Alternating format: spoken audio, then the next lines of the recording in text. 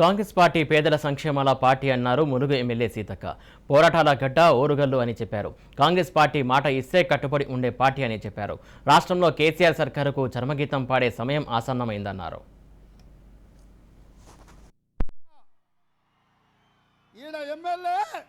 సీతక్క మళ్ళీ 50,000తోని సీతక్కను ఎమ్మెల్యేగా గెలిపించాలి. భూపాలపల్లి నుంచి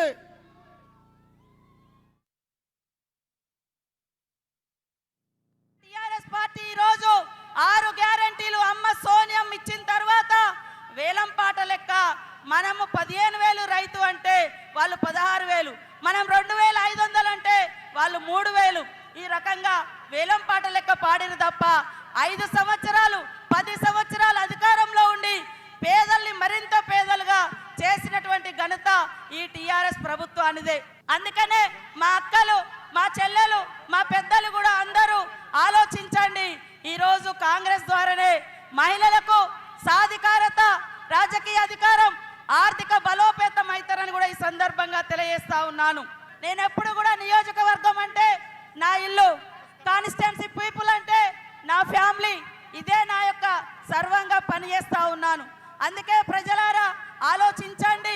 ఈరోజు కాంగ్రెస్ పార్టీ ద్వారానే పేదలకు భూములు వస్తాయి, అసైన్డ్ భూములకు శాస్త్ర పరిష్కారం దొరుకుతుంది, పోడు భూములకు పట్టాలు వస్తాయి. అదేవిధంగా 6 గ్యారెంటీలు ఉన్నాయి, అవి కూడా మన వాళ్ళు చెప్తారు. అందరూ కూడా అశేషంగా తరలి వచ్చి ఈ యొక్క సభను విజయవంతం చేయడానికి సహకరించిన మీ అందరికీ పేరు పేరున ధన్యవాదాలు. నేను చివరి శ్వాస వరకు ప్రజల కోసం పోరాడతా, ప్రజా సమస్యల మీద పోరాడతా, ప్రజల మధ్యనే ఉంటా.